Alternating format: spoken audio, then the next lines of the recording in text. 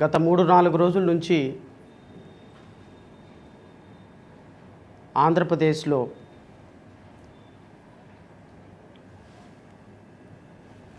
అధికార ఎన్డీఏ కూటమి మీడియాకి టార్గెట్ అయిన వ్యక్తుల్లో నేను కూడా ఒకడిని. 3-4 రోజుల నుంచి పాపం ఒక దళిత సుధా మాధురి కూడా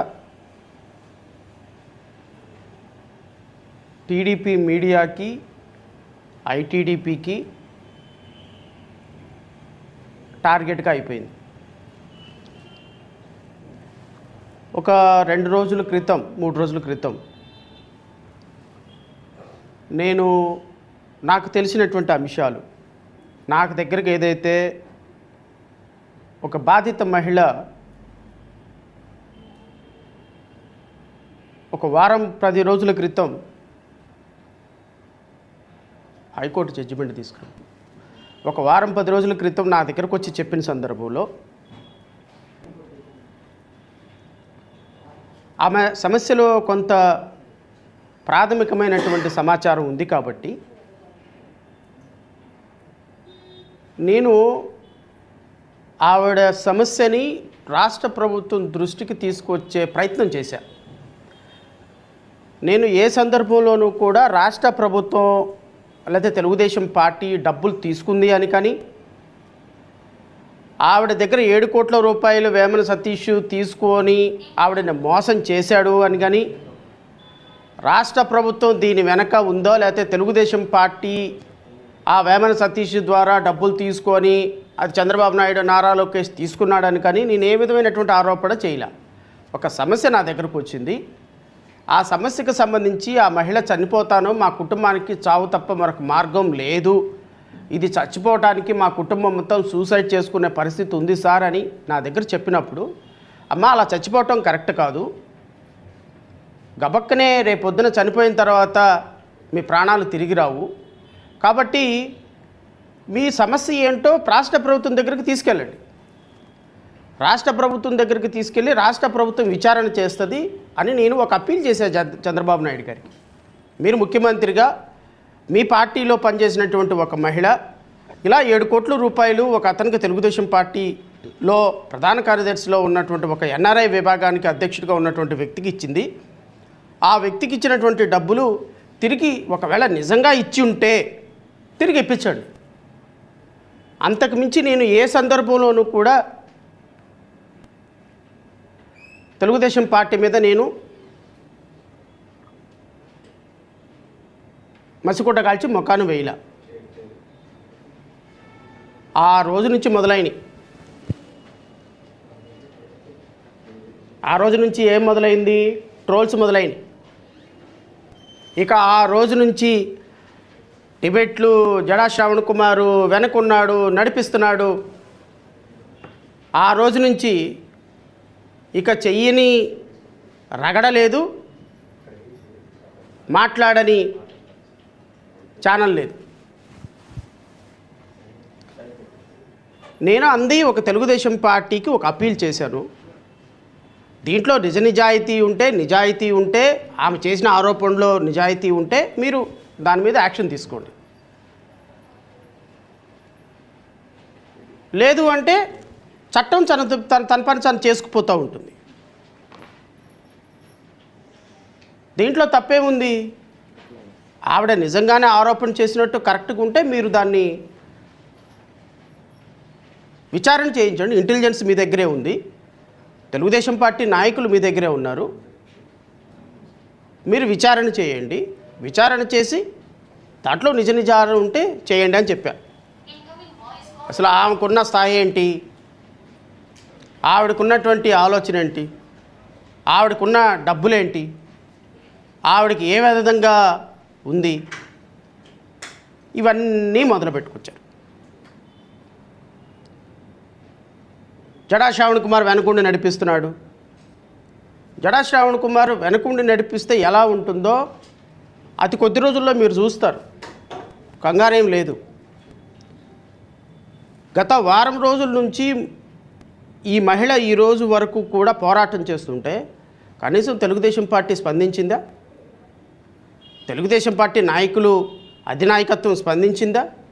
సరే, నేను తప్పు చెప్పానా, నేను మంచి చెప్పానా, ఆవిడ కరెక్ట్ చెప్పిందా, కరెక్ట్ చెప్పలేదా వదిలేద్దాం. కనీసం విచారణ చేయాల్సినటువంటి బాధ్యత చంద్రబాబు నాయుడు గారికి ఉందా లేదా? జడా శ్రావణ్ కుమార్ దగ్గరికి వెళ్ళి ఎందుకు ప్రెస్ మీట్ పెట్టాలి? ఎందుకు ప్రెస్ మీట్ పెట్టాలి అంటే, మీ ప్రజా దర్బార్కు తీసుకొచ్చి ఇంత పెద్ద బంచి చంద్రబాబు నాయుడు గారి చేతికే ఇచ్చింది ఈవిడ. నిన్న వీడియో చూపించింది. తెలుగుదేశం పార్టీ కార్యాలయంలో జరిగే ప్రజా దర్బార్కి అసలు ఒక చంద్రబాబు నాయుడు గారి చేతికి ఒక పెద్ద ఫైలు ఇవ్వగలిగిన స్థాయి ఒక సామాన్యురాలకు ఉంటుందా? ఇంత పెద్ద ఫైలు తీసుకొచ్చి చంద్రబాబు నాయుడు గారికి ఈ భార్యాభర్తలు ఇద్దరు వచ్చి తీసుకొచ్చి ఇచ్చినటువంటి ఫైలు చంద్రబాబు నాయుడు గారు తీసుకొని ఇలా చూసిన సందర్భం నిన్న వీడియో ఆమె చూపించలేదా మీడియాకి?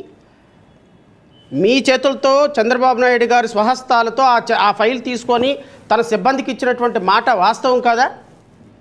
తెలుగుదేశం పార్టీ ఆఫీసులో ప్రజా దర్బార్లో ఆవిడ ఇచ్చినటువంటి మాట వాస్తవం కాదా?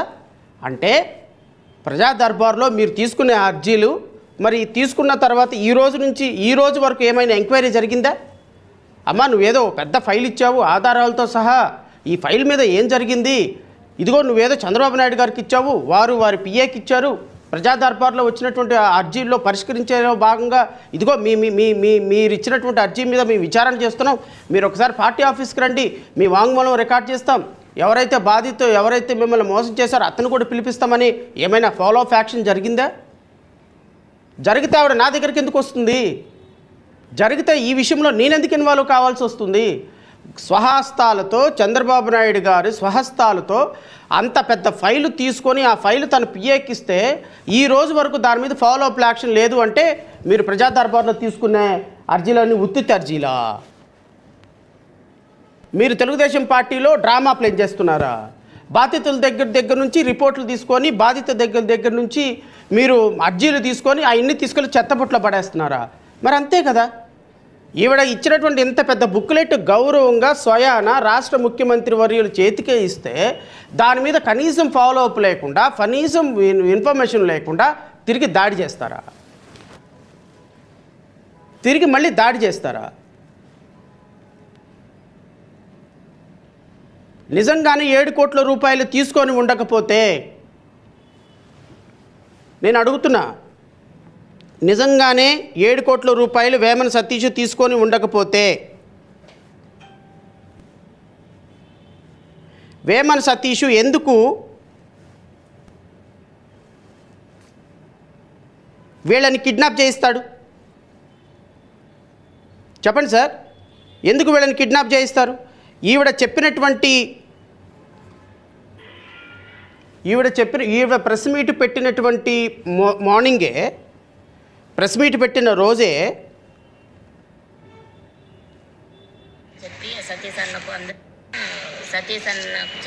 ఈ వీడియో బయటకు ఎందుకు వస్తుందండి? సతీష్ అన్న టికెట్ ఇప్పిస్తాడు అని చెప్పి చంద్రబాబు చెప్పేసరికి దిగ్గిన చంద్రబాబు నాయుడు చెప్పిందంటే నేను సతీష్ అన్నే ఇచ్చిన, సతీష్ అన్నకే మేము ఏడుకుంటున్నాము అనే ఉద్దేశంతో నేను తెలియక చెప్పినాను. దీంట్లోనూ సతీష్ అన్నకు ఎటువంటి సంబంధం లేదు, మేము అన్నకు మేము 7 కోట్లు ఇవ్వలేదు. ఈమె ప్రెస్ మీట్ పొద్దున పెట్టింది, సాయంత్రానికి ఈ వీడియో అన్ని తెలుగుదేశం ఛానల్లో ప్రత్యక్షమైంది. సతీష్ అన్నకి సంబంధం లేదు, సతీష్ అన్నకి ఏ విధమైనటువంటి దీంట్లో 7 కోట్ల రూపాయలు తీసుకోలేదు, మేము ఎవరికో బొచ్చయ్య చౌదరికో వెంకయ్య చౌదరికో డబ్బులు ఇచ్చాము అంటే 7 కోట్ల రూపాయలు తీసుకున్నావన్నా నువ్వు ఇంతవరకు ఇవ్వటం లేదు, నేను మీడియాకి వెళ్తాను అని ఆవిడ సెల్ఫీ వీడియో రిలీజ్ చేసి సతీష్కి పంపిన రెండో రోజే అనుచరుల దగ్గర నుంచి ఒక రిపోర్టు తీసుకొని, నేను ఇది కూడా చదివి వినిపిస్తాను మీకు. మహారాజశ్రీ గౌరవనీయులైనటువంటి అర్బన్ పోలీస్ స్టేషను ఇన్స్పెక్టర్ వారికి రాజంపేట అర్బన్ నమస్కరించి వాయినది. డిఎన్బి పల్లి రాజంపేట టౌన్లోని డిఎన్బి పల్లి నివాసి అయిన ఉండే గుడారి నారాయణ నాయుడు కుమారుడు అయిన గుడారి విష్ణువర్ధన్ నాయుడు. ఈ విష్ణువర్ధన్ నాయుడు ఎవరికి సంబంధం లే. ఈవిడ సెల్ఫీ వీడియో రిలీజ్ చేసిన రెండో రోజే పైన తెలిపిన చిరునామానందు నివాసం, వ్యవసాయం ఉంటున్నాను, వ్యవసాయం జీవనాధారం, నాకు 2 కుమార్తెలు సంతానం, నేను నా కుటుంబంతో కలిసి జీవిస్తున్నాను. అయితే వేమన సతీష్ నాకు దగ్గర బంధువు అనగా మామ అవుతాడు. మా మామ వేమన సతీషు ఇది వరకు అమెరికా దేశమునందు తానా అధ్యక్షుడిగా పనిచేసినాడు. మా మామ వేమన సతీషు తన భార్య పిల్లలతో కలిసి అమెరికా నందు ఉంటున్నాడు. అలాగే అప్పుడప్పుడు రాజంపేటలోని తన ఇంటికి వచ్చి పోతూ ఉంటాడు. అయితే మామ ఇంటికి వచ్చిన సమయంలో అలికిడి నందు ఉద్యోగం R&B నందు ఉద్యోగం చేసే రాజంపేట టౌన్లోని బేతాళ గ్రౌండ్ నందు నివాసం ఉండే మురళి అను అతను అనుచరులు మామ దగ్గరకు వచ్చి పోతూ మా మామ చేసే వ్యాపారంలో రియల్ ఎస్టేట్, ఫ్లాట్స్ బిజినెస్లో కూడా భాగస్వామ్యంతో కొన్ని వ్యాపారాలు కూడా చేసేవాడు. ఎవరో విష్ణువర్ధన్ నాయుడు అనే అతని చేత వీళ్ళ హస్బెండ్ మీద ఒక కంప్లైంట్ పెట్టించి ఆ కంప్లైంట్ వేమన సతీష్ 7 కోట్ల రూపాయలు తీసుకున్నాడని అసత్య ప్రచారం చేస్తున్నారనే కంప్లైంటు రాజంపేట పోలీస్ స్టేషన్లో పెట్టించారు. ఏమంటే వేమన సతీష్ మీద ఎవరైనా ఎలిగేషన్ చేస్తే వేమన సతీష్ వచ్చి కంప్లైంట్ పెట్టాలా, వేమన సతీష్ అల్లుడు వచ్చి కంప్లైంట్ పెడతాడా? వేమన సతీష్ని తిట్టినట్టుగా ఒక కంప్లైంట్ పెట్టి ఆ కంప్లైంట్ని ఎన్ని సెక్షన్ల కింద రిజిస్టర్ చేశారో చూడండి. 61 sub class 2, 55 BNS, 56 BNS, 351 sub class 2 BNS, red with section 35 of BNS.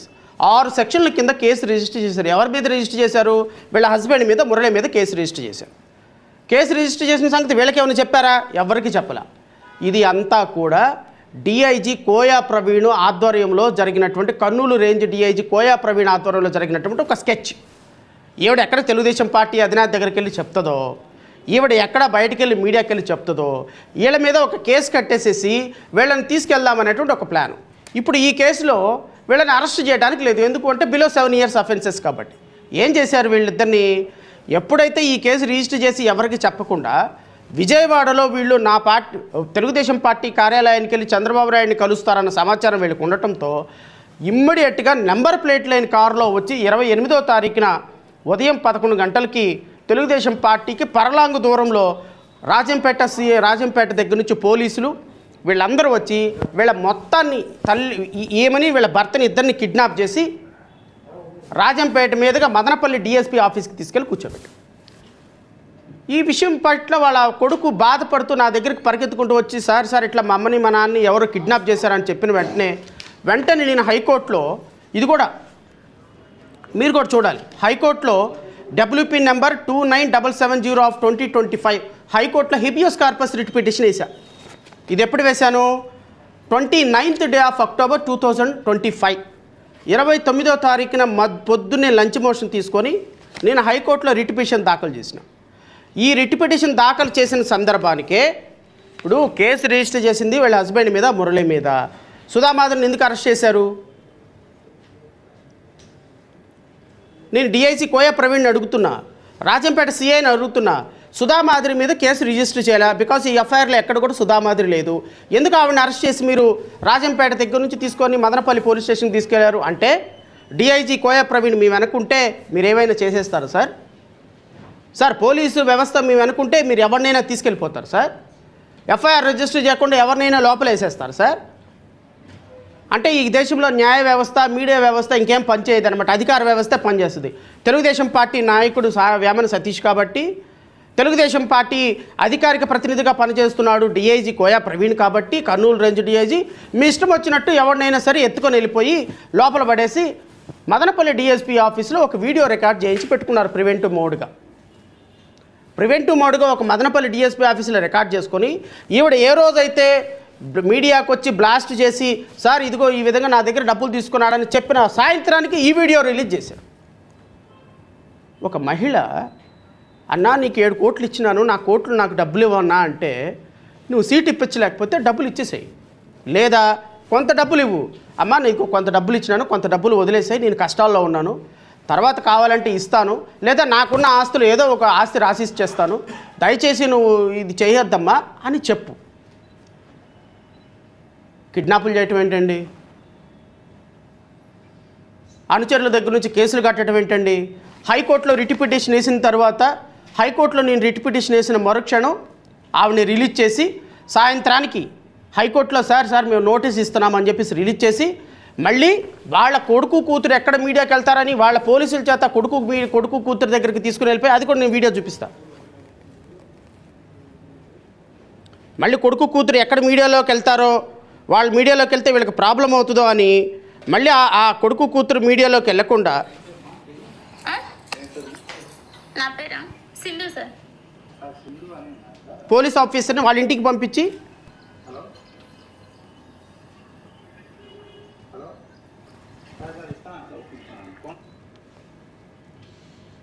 నేను బయటికి రావడం అవ్వదు సార్.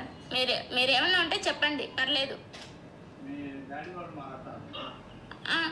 నాన్న నాన్న నాన్న బీగంతి బీగం అక్కడ గేట్ ఇవ్వండి సార్. నాన్న వస్తున్నాను. నాన్న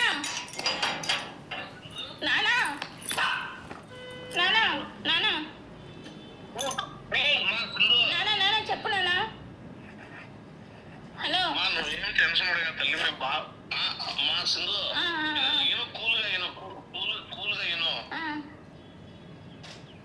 టెన్షన్ పడ కాకు. సారు మాకు నోటీస్ ఇచ్చినాడు, అంటే నోటీస్ తీసుకొని మేము ఇంటికి వస్తున్నాము. నువ్వు ఎక్కడికి పోవడం కానీ వాయిస్ మెసేజ్ వేయడం కానీ, అదే మామూలు మీడియా ముందరికి పోయి వాయిస్ వేయడం కానీ ఎవరికన్నా చెప్పడం కానీ అట్లంతా ఏం చేయొద్దు. అంటే తీసుకొని ఇంటికి వచ్చాము. నాని వాళ్ళు ఏమన్నా ఫోన్ చేసినారా? వచ్చినారు నాని అని ఏమన్నా ఫోన్ చేసినారు. ఇప్పుడు ఆడే విజయవాడలోనే ఉన్నాడు నాన్న. నేను చెప్తాను వాడికి ఇంటికి రమ్మని. అయితే ఇంకా ఏంటండి ఏం జరుగుతుంది రాష్ట్రంలో? చెప్పినప్పుడు అప్పుడు రమ్మని చెప్తుంది. సరే సరే. ఇప్పుడు మీరు ఎక్కడ మేము బాగున్నాంలే. వాళ్ళు మేము వస్తున్నాము, బాగా జాగ్రత్తగా ఉన్నాము. వాడేం దిగులు పడకుండా. అమ్మా నాని ఫోన్ చేసి నువ్వు కాలేజీకి వెళ్ళిపోరా అని చెప్పు. చిన్నవాడా అమ్మా ఎందుకు చెప్పాల్సి వచ్చిందమ్మా ఈ విధంగా మీ పాపకి? లీలాని జత చేసి బెదిరించినారు సార్. ఏమని బెదిరించారు? మీ బాబుని చంపేస్తాము, మీ ఆయన ఉద్యోగం తీసేస్తాము, మీ ఆయన చంపేస్తాము బెదిరించి మీ పాపకి ఫోన్ చేయించారు. ఫోన్ చేసి మీ పాపకి ఇలా చెప్పు, ఆ పాప లేకుంటే వీడియో ముందు పోద్దంట, మా ఉద్యోగాలు పోతాయి, నాకు 2 కొడుకులు, నాకు ప్రాబ్లం అవుద్ది మా అని భంగపడుకున్నారు, బెదిరించినారు సార్. అరే ఒక అమ్మాయి డబ్బులు ఇస్తే అరే పోలీస్ ఆఫీసర్లు మీ చేతిలో ఉన్నారని తల్లిదండ్రులను కిడ్నాప్ చేసేయటం, పోలీసులతోటి అక్కడికి రాజంపేట తీసుకెళ్ళి రికార్డ్ చేసేయటం, ఇంటికేమో పిల్లల్ని పంపించటం, వీళ్ళు ఎక్కడుంటే అక్కడికి పెట్టు. ఏంటండి చంద్రబాబు నాయుడు గారు, ఇది కరెక్టా? నేను చంద్రబాబు నాయుడు గారిని అడుగుతున్నా, నిజంగా 29వ తారీఖు 28వ తారీఖు 29వ తారీఖు రాజంపేట సిఐ, మహిళా ట్రైనీ ఎస్ఐ, 4 కానిస్టేబుళ్ళు వాళ్ళ సెల్ లొకేషన్సు మదనపల్లి డిఎస్పీ ఆఫీసులు ఎందుకు ఉన్నాయో మీరు విచారణ చేయండి, మీ ఇంటెలిజెన్స్ ద్వారా విచారణ చేయండి. డిఐజీ కోయా ప్రవీణ్ యొక్క ప్రోత్సాహంతో ఈ కేసు రిజిస్టర్ చేశారో లేదో విచారణ చేయండి. వాళ్ళ అమ్మాయి ఇంటికి ఎందుకు పోలీసు వెళ్ళి మాట్లాడి వాళ్ళ చేత క్లారిఫికేషన్ తీసుకొని మీరు మీడియాకి వెళ్ళొద్దమ్మా, మీదిగో మీ అమ్మ మీ నాన్న సేఫ్గానే ఉన్నారని వీళ్ళ చేత పాయింట్ బ్లాంక్ రేంజ్లో గన్ పెట్టించి చెప్పించాల్సిన అవసరం వేమన సతీష్కి ఏమొచ్చిందో చెప్పండి. వీళ్ళు పోలీస్ కస్టడీలో పెట్టి డిఐజీ కోయా ప్రవీణ్ వాళ్ళకి ఫోన్ చేసి ఎందుకు బెదిరించాడో చెప్పండి. ఎందుకు వేమన సతీష్ వాళ్ళతో ఫోన్ చేసి నేను 50 లక్షలు ఇస్తాను, ఇప్పటికి వదిలేసేయండి, కొన్నాళ్ళ తర్వాత నేను మిగతా డబ్బులు ఇస్తాను, దయచేసి మీరు మీడియా రావద్దు అని చెప్పి ఎందుకు బతిమలాడాడో చెప్పండి. ఇవన్నీ దీనికి ఈ ప్రశ్నలన్నిటికీ మీరు మీ ఇంటెలిజెన్స్ ద్వారా సమాధానం చెప్పండి సార్. నేనేదో ముఖం మీద మసిగుడ్డ కాల్చి ముఖం మీద వేయటంలా ఈ ప్రాథమికమైనటువంటి ఆరోపణలు మీరు వాళ్ళ మీద కేసు ఎవరైనా నా మీద ఎలిగేషన్ చేస్తే నా పిఏఎల్ కంప్లైంట్ పెడతారా? నా పిఏఎల్ కంప్లైంట్ పెడితే 10 సెక్షన్ల మీద కేసులు కడతారా? ఈ వ్యవస్థ, ఈ విధంగా కట్టే వ్యవస్థ మీకే సరిపోయిందేమో, మీ ప్రభుత్వానికే సరిపోయిందేమో. ఆడబిడ్డకి ఏదైనా జరిగితే పరిగెత్తుకుంటూ వస్తాము, ఆడబిడ్డ కన్నీళ్ళు నా బిడ్డ కన్నీళ్ళు అని నారా లోకేష్ మాట్లాడతాడు. ఏం మీ అక్క కదా, మన అక్క లాంటి సమానురాలు కాదా ఈవిడ? నా తోబుట్టు నీ తోబుట్టు కాదాయా? ఇక ఒక తోబుట్టుకి అన్యాయం జరిగితే కనీసం స్పందించరా మీరు?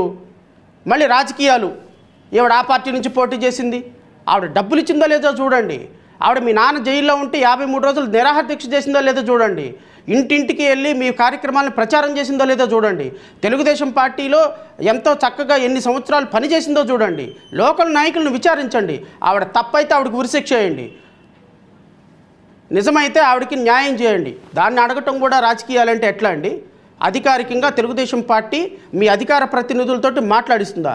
ఈరోజు నేను డైరెక్ట్గా ఈ విషయంలోకి రావడానికి కారణం మీ తెలుగుదేశం అధికార ప్రతినిధులు నా మీద టార్గెట్ చేస్తూ నన్ను ఈ కేసులో ఏదో లబ్ధి పొందటానికి ప్రయత్నం చేస్తున్నాడు శ్రవణ్ కుమార్ అని మీ తెలుగుదేశం అధికారికంగా అధికార ప్రతినిధులతో మాట్లాడిస్తుంది కాబట్టి నేను ఈరోజు రావాల్సి వచ్చింది మీడియాకి. ఇంకా వాస్తవాలు బయట పెడితే మీ బట్టలు ఊడిపోతే గుర్తుపెట్టుకోండి. నా దగ్గరకు వచ్చే సమస్యలన్నింటినీ ప్రతిదాన్ని నేను ముందుకు తీసుకురాను. ఎందుకంటే ఎందుకు మూలిగా నక్క మీద తాలికాయ వేయటం, ఇప్పటికే ఏడిస్తున్నారు, ఆ రాష్ట్రం అప్పుల్లో పడిపోయింది, బాబు కొడుకులిద్దరు ఏడిస్తున్నారు, ఎందుకు వాళ్ళు అనవసరంగా ప్రతి సమస్యను తీసుకొచ్చి ప్రజల ముందు పెట్టడం అనవసరంగా. మనం ఈవిడ సమస్యలో నిజాయితీ ఉంది కాబట్టి నేను ఈరోజు మీడియా ముందుకు రావాల్సి వచ్చింది. ఆవిడ సమస్యను ప్రశ్నించాల్సి వచ్చింది.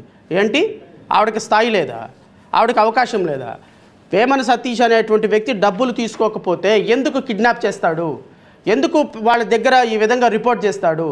ఎందుకు ఈరోజు వేమన సతీష్ అనేటువంటి వ్యక్తి ఈరోజు ఆవిడని టార్గెట్ చేసి వాళ్ళ నాన్న చేత వాళ్ళిద్దరి చేత వీడియో రికార్డ్ చేయిస్తారు? ఏంటి ఏమంటారు మీ అధికారిక తెలుగుదేశం ఏంటి వాళ్ళని ఏమంటారు? అధికార ప్రతినిధి, తెలుగుదేశం అధికార ప్రతినిధుల చేత మమ్మల్ని టార్గెట్ చేస్తారా మీ అధికారిక మీడియాలో? చూద్దాం రండి.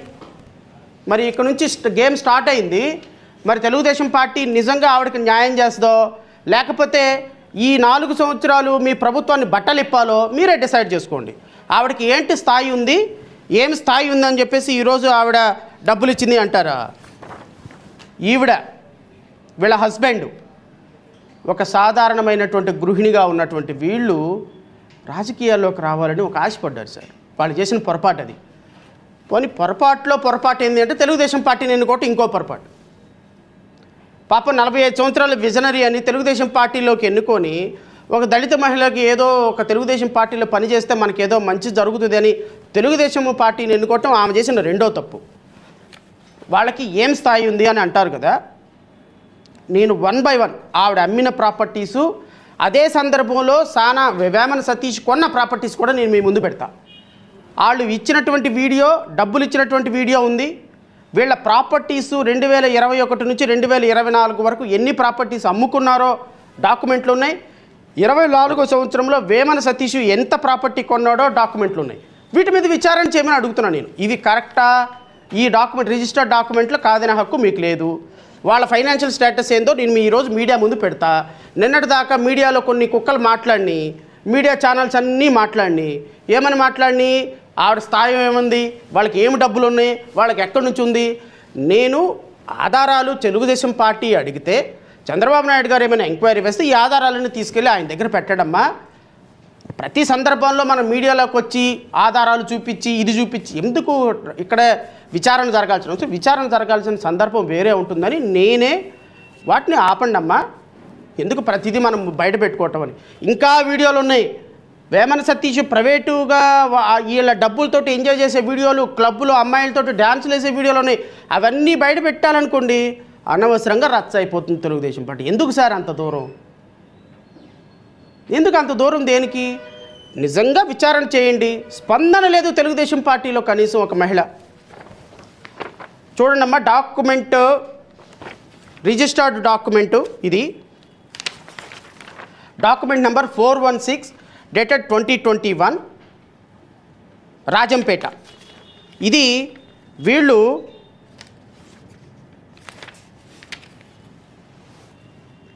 వ్రాయించి ఇచ్చినవారు తమిడిపాటి సుధామాధవి 45 సంవత్సరాలు, వైఫ్ ఆఫ్ మురళీకృష్ణ. ఇది 2021వ సంవత్సరంలో ఈ సుధామాధవి అమ్మినటువంటి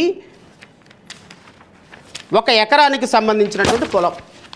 1 ఎకరం పొలం 2021వ సంవత్సరంలో 1 ఎకరం పొలం ఈవిడ by way of registered sale deed ద్వారా డాక్యుమెంట్ నెంబర్ కూడా చెప్తాను నేను. Document number date 15/4/2021, document number 416 of 2021. SRO office వచ్చి joint sub register office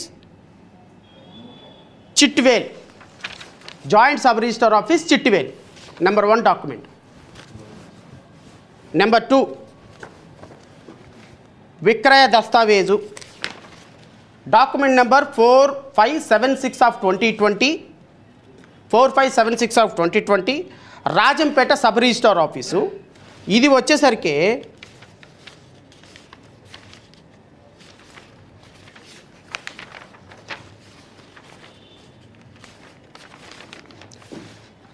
schedule గ్రామం రాజంపేట సర్వే నెంబర్ 597/1Bలో 435 చదరపు గజాలు.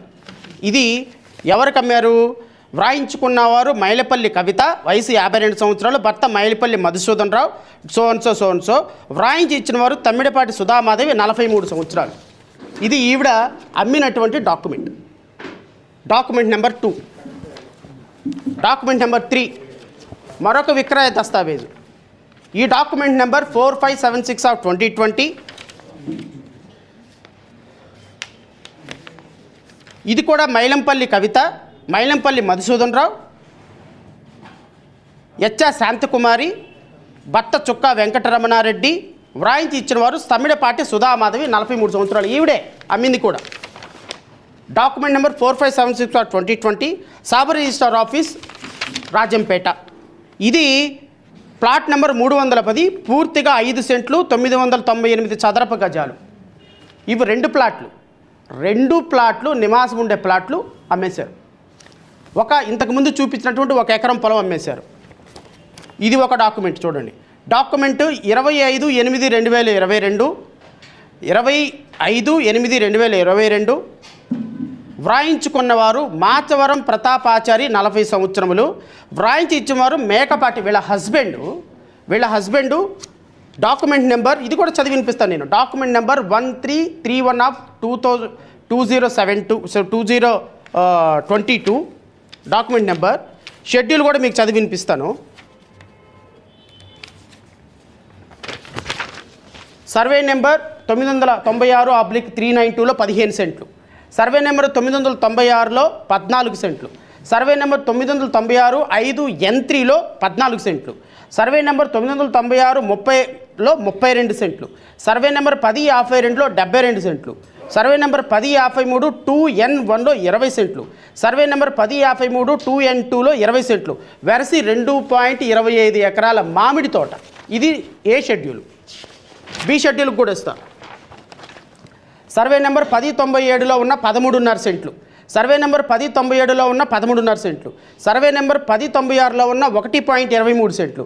సర్వే నెంబర్ 1094 ఉన్న 1.15 సెంట్లు. సర్వే నెంబర్ 1092లో ఉన్న 92 సెంట్లు. వెరసి 3.57 ఎకరాలు.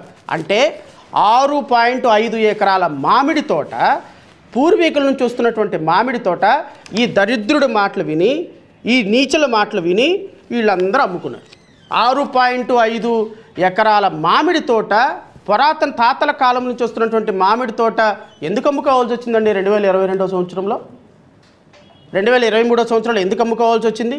మేబీ వీళ్ళు ఇవన్నీ అమ్ముకున్న డబ్బులన్నీ తీసుకుని వెళ్ళి సానా సతీష్కి అట్లాగా అప్పనంగా ఇచ్చారని నేను చెప్పటంలా. దాని మీద విచారణ చేయమంటున్నా. ఈ వేమన సతీష్ అనేటువంటి వ్యక్తి, వీళ్ళకి డబ్బుల స్థాయి అంత ఉందండి. వీళ్ళకి కాఫీలు తాగటానికి డబ్బులు లేవు, టీలు తాగటానికి డబ్బులు లేవు, వీళ్ళు బతకటానికి అన్నం తినడానికి డబ్బులు లేవు. ఆ అధికారిక ప్రతినిధులందరూ వచ్చి, తెలుగుదేశం అధికార ప్రతినిధులందరూ మాట్లాడుతున్నారు కాబట్టి ఈరోజు ఈ డాక్యుమెంట్ తోటి ముందుకు రావాల్సి వచ్చింది. ఈ డాక్యుమెంట్లన్నీ చూడకుండా జడా శ్రవణ్ కుమార్ ఎంటర్ అవుతాడు అనుకుంటున్నారా మీరు? లేకపోతే మీకులాగా రాంగు బట్టలు నొక్కేసి 4 గరుచుకుంటారనుకుంటున్నారా? ఏ నుంచి జెడ్ వరకు పూర్తిగా ఒక సమాచారం తీసుకొని, ఈ సమాచారంలో నిజాయితీ నీతిగా ఆవిడ డబ్బులు ఇచ్చింది అన్న సమాచారం నా దగ్గరకు ఉన్నది కాబట్టే, నేను ప్రాథమికంగా నమ్మాను కాబట్టే నేను మీకు ఒక అప్పీల్ చేశాను. చంద్రబాబు నాయుడు గారు దీంట్లో నిజ నిజాలు ఉంటే విచారణ చేయండి, వేమన సతీష్ని పిలిపించండి, మాట్లాడండి, మీ కార్యకర్తలతో మాట్లాడండి. అది కూడా తప్పేనా సార్ నాది? వాళ్ళని కిడ్నాప్ చేసి వాళ్ళని బ్లాక్మెయిల్ చేసేసి కిడ్నాప్ చేసి వీడియోలు రికార్డ్ చేసుకుంటే మీ ప్రభుత్వానికి బాగుంటుందా? ఒక ఆడకూతురు వచ్చి, అన్న నేను చచ్చిపోతాను, నా పిల్లలందరూ చచ్చిపోతాం, రోడ్డు మీద ఉన్నామంటే వాళ్ళని తీసుకొచ్చి నేను మీడియా ముందు పెట్టామా, సమస్య ఏంటో చెప్పండి అమ్మనంటే నేను తప్పుడా? అంటే వీళ్ళు ఇట్లాంటి వాళ్ళని అందరిని దోచుకొని నువ్వు క్లబ్బుల్లో అమ్మాయిలతో డాన్సులు వేసుకుంటూ తిరుగుతే మీ తెలుగుదేశం పార్టీ కార్యకర్తలను ఎంకరేజ్ చేయాలా? మనం what kind of society that we are living? నేను మీడియా సోదరులను కూడా అడుగుతున్నా, అరే ఒక మహిళ కష్టకాలంలో ఉంది, తప్పో రైటో ఆవిడదే తప్పు, నేను కూడా అదే చెప్తున్నాను, ఆవిడ కూడా తప్పే. ఆ విధంగా డబ్బులు ఇవ్వటం పొరపాటే. టికెట్ కోసం 7 కోట్ల రూపాయలు డబ్బులు ఇవ్వటం పొరపాటే. ఎస్, తప్పు జరిగింది. తప్పు జరిగిందని ఆవిడని చంపేద్దామా? చెప్పండి సార్, ఆవిడని చంపేద్దామా? అరే, డబ్బు తీసుకున్నవాడు తానా అధ్యక్షుడు.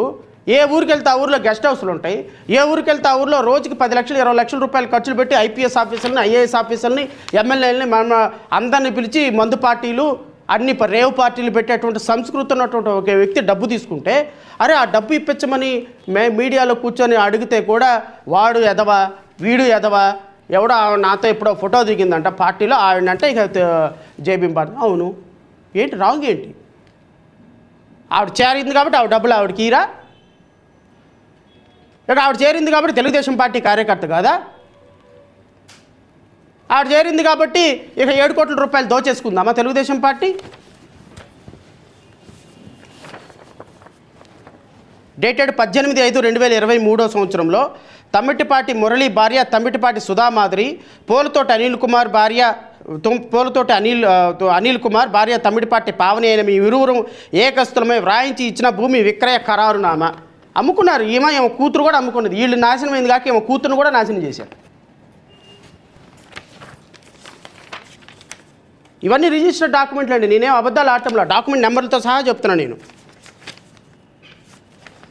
షెడ్యూలు అమ్మేశారు, ఇది కూడా అమ్మేశారు. షెడ్యూల్ సర్కారు పుంజే సర్వే నెంబరు 1425, 1428, 1429, 4.95 సెంట్లు, 4.90 సెంట్లు, 4.90 సెంట్లు వెరసి 14.85 ఎకరాలు ఎవరి దగ్గర నుంచో కొన్నారు, మళ్ళీ దీన్ని తీసుకెళ్ళి అమ్మేశారు.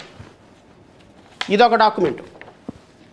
18/5/2023 18/5/2000 పూలతోటి అనిల్ కుమార్ భార్య తమ్మిడిపాటి పావని మరియు తమ్మిడిపాటి మురళి భార్య తమ్మిడిపాటి సుధామాధవి. ఏమా మళ్ళీ ఇంకో డాక్యుమెంట్ ద్వారా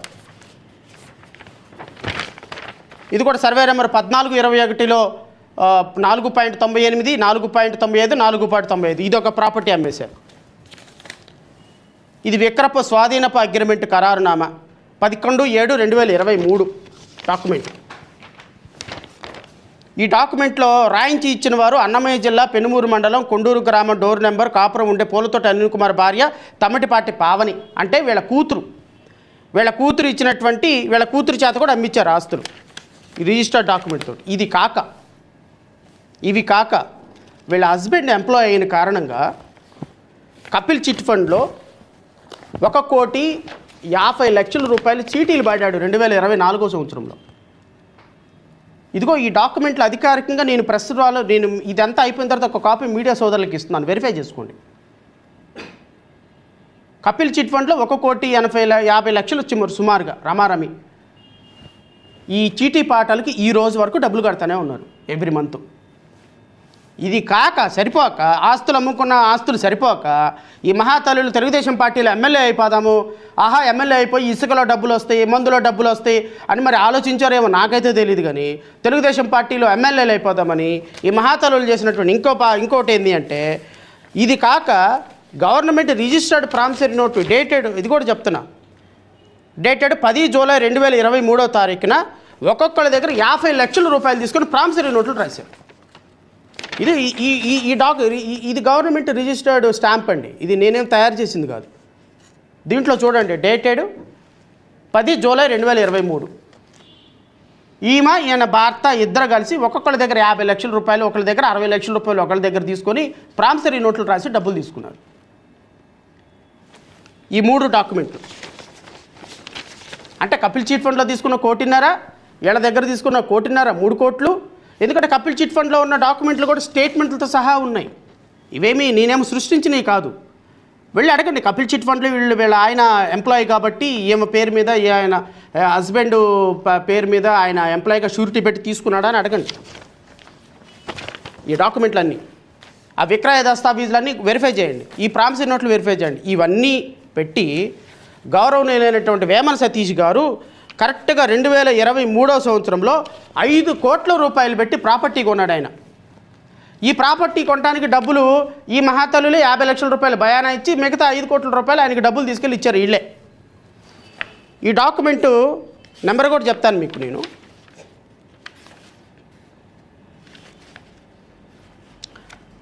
డాక్యుమెంట్ నెంబర్ ఈ స్టాంప్ అంటే ఇదేంతో కొనుక్కున్నవారు వ్రాయించుకున్నవారు వేమన సతీష్ బాబు, వయసు 52 సంవత్సరాలు, తండ్రి వేమన రామకృష్ణయ్య, బజీవనము, అన్నమయ్య జిల్లా, రాజంపేట మండలం, సోన్సో. వ్రాయించి ఇచ్చిన వారు అనికే అనిల్ రెడ్డి, సోన్సో, అరబెల్లి వెంకట లక్ష్మీనారాయణ రెడ్డి. ఆయన దగ్గర నుంచి కొనుక్కున్నాడు. వాళ్ళకి భయానగా వీళ్ళు డబ్బులు వేశారు. ఈ డాక్యుమెంటు ఈ స్టాంపు రాజంపేట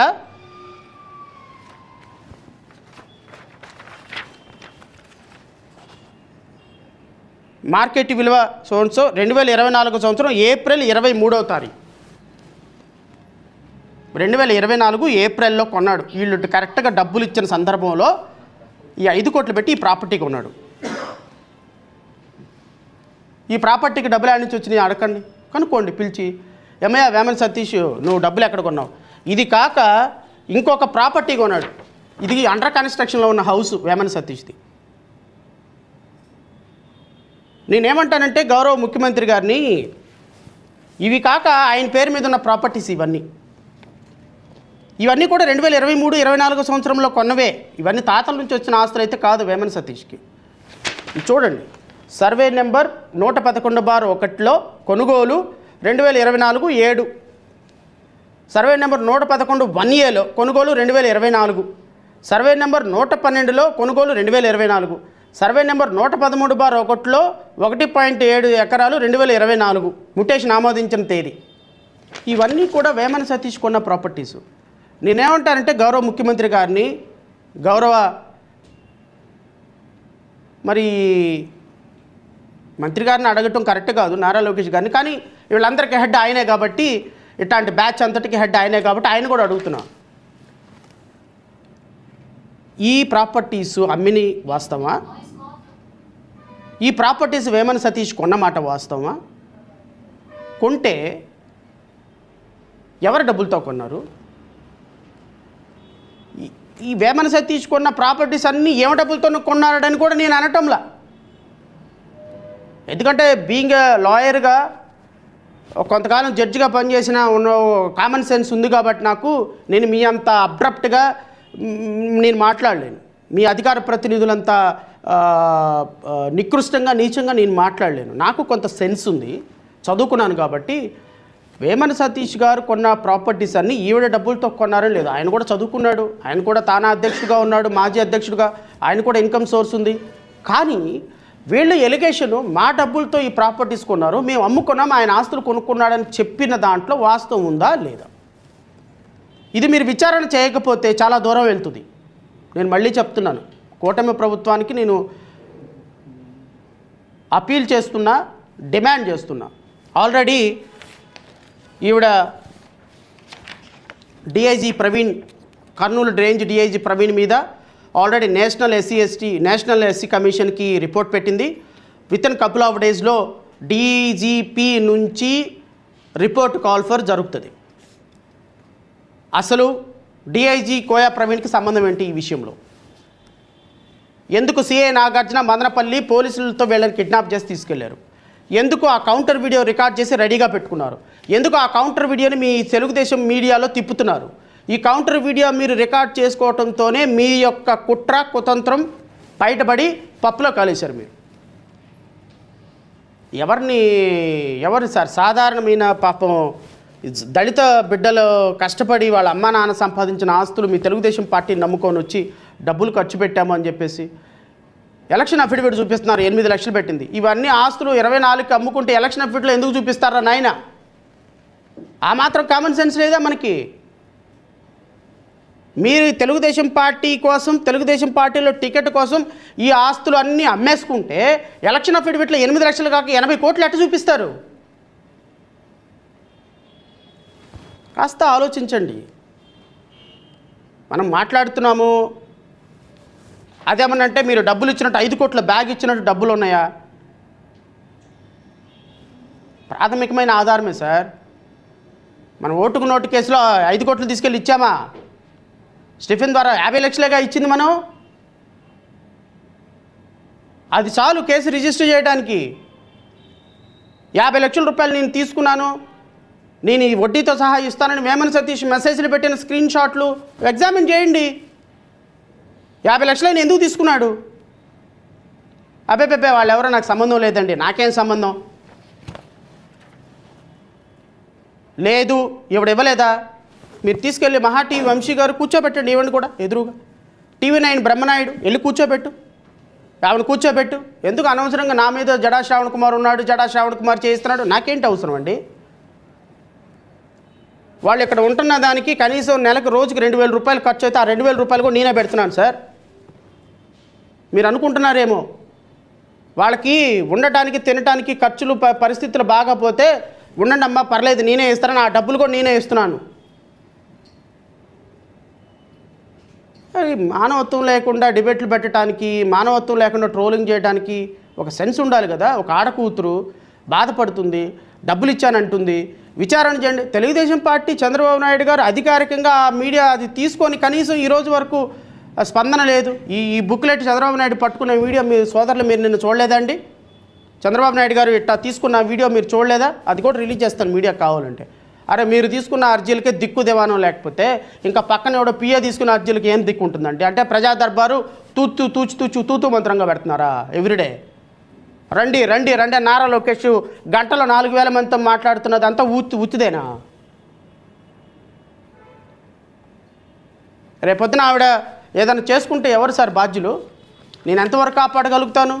ఒక ప్రాణం పోయిన తర్వాత ఈ రాష్ట్రంలో తీసుకురాగలమా? ఎప్పుడు కూడా ఆత్మహత్యలు ఎప్పుడు జరిగే సందర్భం ఒకటే. వాళ్ళని రక్షించగలిగిన వాళ్ళు, వాళ్ళకి సహాయం చేయగలిగిన అభరణహస్తాలు లేని రోజున ఏ సామాన్యుడైనా ఏ నిస్సహాయ స్థితిలోనే సూసైడ్లు చేసుకునే సందర్భం అప్పుడే ఉంటుంది. ఆ ఒక్క బాధతే నేను కనెక్ట్ అయినా, ఆ ఒక్క బాధతోనే ఆవిడకి ఈరోజు నేను కూడా సహకారంగా లేకపోతే రేపొద్దున ఆ కుటుంబం సూసైడ్ చేసుకుంటే ఎవరు సార్ ఆ కుటుంబానికి బాధ పెట్టేది? ఎవరు ఆ కుటుంబాన్ని ఆదుకునేది? చంద్రబాబు నాయుడు గారు ఇంత విఘ్నత కలిగిన మీరు, 45 సంవత్సరాలు విజనరీ అనే మీరు ఆవిడ చెప్పింది కరెక్టా కాదా అని ఆలోచించే లేదా? 4500 కిలోమీటర్లు పాదయాత్ర చేయగానే నారా లోకేష్ యువకాలం చేయగానే సరిపోయిందయ్యా? కబుర్లు చెప్పడానికి వాస్తవాలకి చాలా తేడా ఉంటుంది. రాష్ట్ర ప్రభుత్వంలో మీడియా వారిని కూడా నేను కోరుతున్నా, అరే మనం what kind of society that we are living? కొద్దిగా ఆలోచన చేయండి. నీ అక్కకో నీ చెల్లికో ఈ విధంగా డబ్బులు పోతే ఆవిడ నీ ముందుకు వచ్చి నాకు కష్టం చేయమని అంటే అలాగే డిబేట్లు పెడతారా మీరు? అలాగే మాట్లాడతారా పెయిడ్ ఆర్టిస్ట్ అని? చాలా కోపంతోనూ ఎమోషనల్తోనూ బాధతోనూ పెట్టాల్సి వచ్చింది ఈరోజు ప్రెస్ మీటు. ఎవరి మీద విమర్శలు చేయడానికి కాదండి. నేను మీడియా సోదరులకి ఈ సందర్భంగా కృతజ్ఞతలు చెప్తున్నా. ఆవిడ సమస్యని నిజంగా ప్రజల దగ్గరికి తీసుకొని వెళ్ళిపోయి మీడియా వారు చాలా సపోర్ట్ చేస్తున్నారు. I'm extending my warmful thanks to every media person. నెగిటివ్గా చేసేవాళ్ళు కూడా కొద్దిగా ఆలోచించమంటున్నా. ప్రతిదాన్ని మనం రాజకీయం చేయొద్దు. కొన్ని సందర్భాల్లో ఉంటాయి, ఒక హృదయంలో నుంచి ఒక కన్నీరు కంట్లో నుంచి జారిపడింది అంటే దానికి ఎంతో మదనం జరగాలి. దయచేసి దీన్ని రాజకీయంగా చూడకుండా కొంచెం సపోర్ట్ చేయండి. అండ్ డిఐజీ కోయా ప్రవీణ్ గారు, మీరు చాలా ఐపీఎస్ ఆఫీసర్గా చాలా ఎక్కువ సర్వీస్ ఉంది మీకు. దయచేసి మీరు జనరల్గా డీల్ చేసినట్టు సినిమా కాదు ఇది. మీరు అనుకుంటున్నారు ఏం కాదులే అని. నేను మీ ద్వారా ఇప్పుడు చెప్తున్నాను డిఐజీ కోయా ప్రవీణ్కి, ఈ కేసు 2029 నువ్వు రిటైర్డ్ అయినా నిన్ను వదలదు. అదే మదనపల్లి పోలీస్ స్టేషన్లో నిన్ను కూర్చోబెట్టి విచారించేదాకా నేనైతే వదలను. మీరు రిటైర్డ్ అయితే అవ్వండేమో. ఈ కేసులో ఒక మహిళని కిడ్నాప్ చేసి దాని వెనక ఆవిడని అబ్యూజ్ చేసి ఆవిడని బూతులు తిట్టి మీరు మీ మిస్యూజ్ చేసిన పవర్ని, అంటే వేమన సతీష్ అనుకున్నాడు అవతల పక్క ఎవడుంటే నాకేంట్లే, జడా శ్రావణ్ కుమార్ ఉంటే నాకేంటి, హైకోర్టు జడ్జి ఉంటే నాకేంటి, ఒక పార్టీ ఉంటే నాకేంటి అని అనుకున్నారు మీరు. దీని కాన్సిక్వెన్సెస్ ఏంటో మీకు తొందరలో తెలుస్తాయి, కంగారు ఏం పడబాకండి. మీ సర్వీస్ అంతా వెంటాడితే, మీ సర్వీస్ అయిపోయిన తర్వాత కూడా వెంటాడితే ఈ కేసు మిమ్మల్ని. నేనైతే వదలను ఈ కేసులో. యువతలో ఒక పార్టీ ఉంది, ఒక పార్టీ అధ్యక్షుడు అన్నాడని తెలిసి ఎంత ధైర్యం ఉంటే నువ్వు కిడ్నాప్ చేస్తావు నాకు అర్థం కాదు. నీ పోలీసు యూనిఫామ్ ఉన్న గర్వమా? అంటే పోలీసు యూనిఫామ్ ఉంటే ఏదైనా చేస్తారా? అంటే కోర్టుల కంటే పోలీసు యూనిఫామ్ గొప్ప? ఎన్కౌంటర్ చేస్తావు, ఏం చేస్తావు? ఎన్కౌంటర్ చేస్తావు. అంతకుమించి మీరేమైనా చేయగలరా? నీ ప్రతాపం ఏదో ప్రజాస్వామ్య హక్కులు పరిరక్షించడంలో చూపించవయ్యా. నీ ప్రతాపం నీ పోలీసు యూనిఫామ్ ఏదో బాధితులకు రక్షణ కల్పించడంలో చూపించవయ్యా. సిగ్గు లేకుండా ఐపీఎస్ ఆఫీసర్ అని చెప్పుకుని ఈరోజు పిచ్చి కేసు ఒడగట్టి భార్యాభర్తలు కిడ్నాప్ చేస్తావు. ఎక్కడికి వెళ్తావు నువ్వు? ఈ దేశంలోనే ఉంటావు కదా. చూద్దాం. మీడియా సోదరులకి చాలా సంతోషం, మీరు పిలవగానే షార్ట్ టైంలో మీడియా సమావేశానికి వచ్చేసినందుకు. రాబోయే కాలంలో ఖచ్చితంగా తన పోరాటం కొనసాగిస్తుంది. ఈ కేసు లాజికల్ కన్క్లూజన్కి వచ్చేంత వరకు తెలుగుదేశం పార్టీ ఆవిడని పిలిచి విచారించి దీని మీద ఒక లాజికల్ కన్క్లూజన్కి వచ్చేంత వరకు ఎవడు తప్ప ఆయనది తప్ప డిసైడ్ చేయండి. ఎవరికి తప్పైతే వాళ్ళని శిక్షించండి. నేను ఫైనల్గా అప్పీల్ చేస్తుంది అది. నేను అడ్జుడికేటింగ్ అథారిటీ కాదు. దీంట్లో ప్రాపర్ వేలో చేయాల్సిన బాధ్యత చంద్రబాబు నాయుడు గారిది. చంద్రబాబు నాయుడు గారు పిలిపించండి, ఎవరు తప్పైతే వాళ్ళని శిక్షించండి. ఇదొక్కటే నేను చేయగలిగిన appeal. Thank you so much.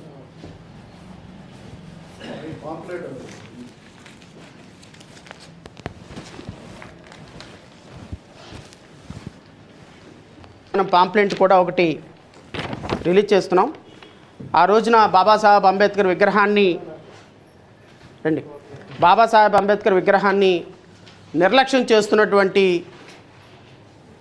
కూటమి ప్రభుత్వానికి హెచ్చరికగా చలో స్వరాజ్ మైదానం అనే దాన్ని ఆ రోజు ఇట్లా రండి, మేము అన్ని రాజకీయ పక్షాలతోటి అన్ని ఉద్యమ సంఘాలతోటి ఆ రోజు నిర్వహిస్తున్నాం. దీన్ని కూడా ఆ రోజు రాష్ట్ర ప్రజలు విజయవంతం చేయాలని మనస్ఫూర్తిగా కోరుకుంటూ బాబాసాహెబ్ అంబేద్కర్ని ఆ విగ్రహ ప్రతిష్టని కాపాడుకోవాల్సిన బాధ్యత మనకుంది.